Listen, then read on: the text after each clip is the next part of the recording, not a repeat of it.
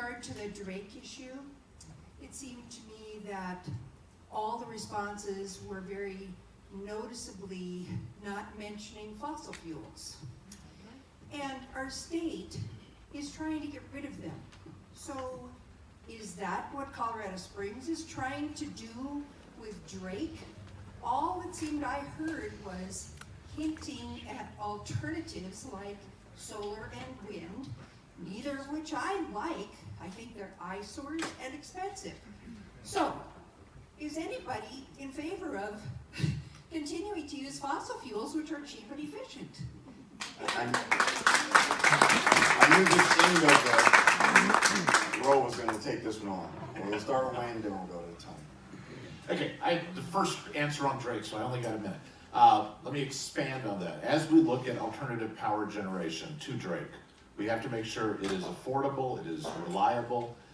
That includes a variety of different things. Our city has used hydropower since the 1800s. So that's part of the element. We have solar arrays, that's part of the element, but so are other issues such as natural gas. We've got on the Ray Nixon plant south, which is working well and is efficient and is providing and is based on coal as well as natural gas. There's a couple different generating facilities there. So there's a number of different things, and we have to look at all of those and say what is the best for the ratepayers of our community, what is the most economical, what's the most efficient, and that's what council needs to look at. And we need to have the ability to ideally shift between them based on which is most efficient at a particular time. The sun doesn't always shine, the wind doesn't always blow.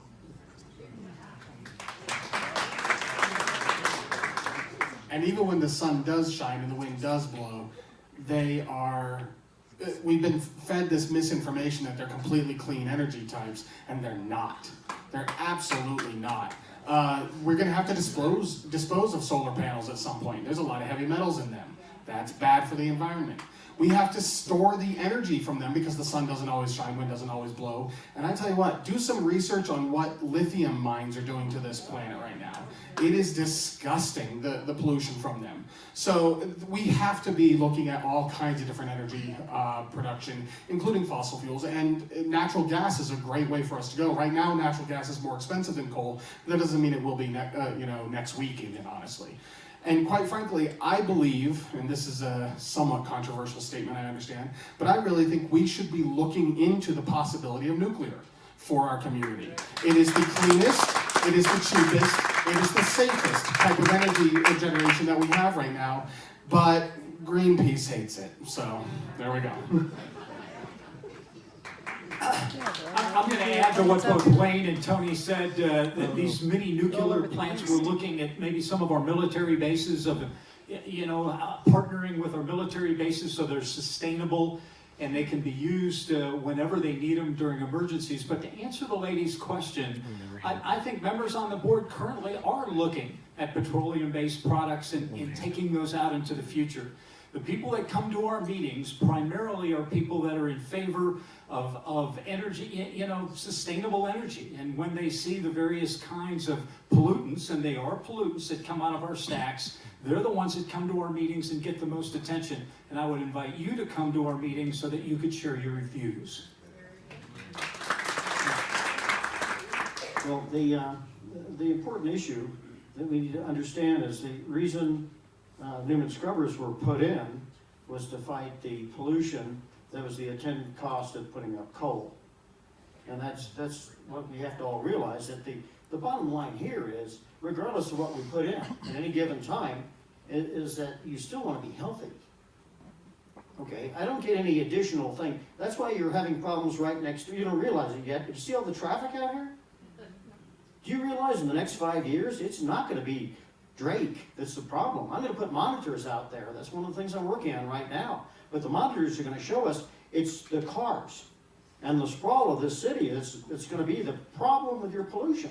Because the first inversion, not only are we going to have a problem, but we're going to have the problem that Denver sends to us as well. Okay, you have to understand there's a cost for everything. And what we believe in, as a board and representing you, is what's called COS, not Colorado Springs, but cost of service. How can we drive the cost of service so you can afford it? And that's what the bottom line is. Thank you.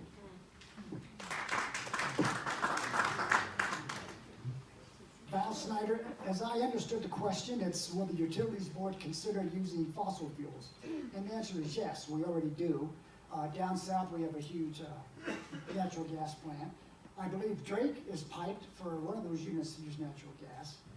We have up on North Nevada, we have a plant there that's run by diesel fuel. Now that's a backup, but it's a diesel fuel plant. So yes, fossil fuels are going to be a part of our portfolio for quite a while. Gordon Klingenschmidt. Before I was a Navy chaplain, I was a nuclear missile officer. So I may have a little more experience, and I'd certainly be open to that dialogue. But the way it currently stands, it's largely dependent on free market economics. And as a liberty-minded professional, I don't want big government coming in and subsidizing something that's inefficient and making the taxpayers pay for that, right? So one of the ironies too, before I ever ran for public office, I was once recruited by the Green Party to run for public office. I declined, it wasn't the right time or party for me. But I had a meeting today with Aram Benjamin, and we're discussing the trade-off between coal and natural gas. You know, this is one thing that Nancy Pelosi and Doug Lamborn both agree on, is that natural gas technology can be more efficient depending on market forces than going solar. And the battery technology is just not there. My Democrat friends admit it's 20 years away until we can make that efficient. Thank you.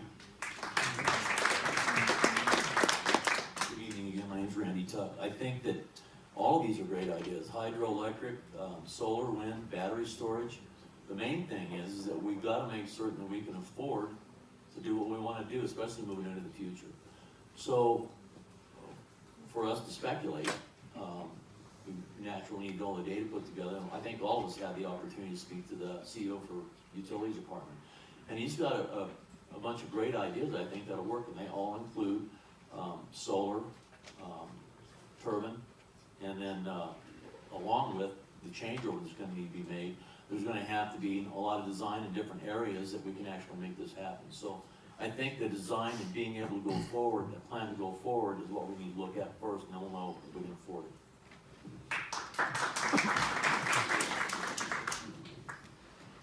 Well, I think the guys pretty much covered it. However, I'm going to have to do more research because this thing is huge. And I know there are many different aspects to this, but the bottom line is we need to come up with a solution that's best for the city as a whole.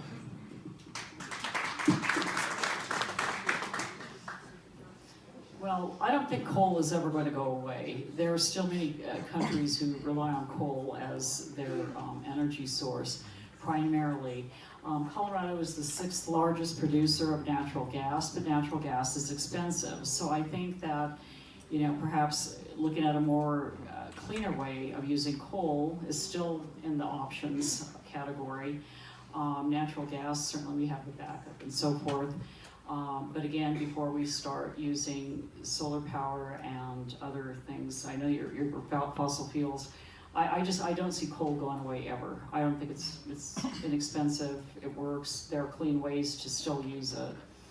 Natural gas is there, but it is expensive. And quite frankly, relying on federal subsidies to get the clean energy going, I don't think that's a really great route. Thank you.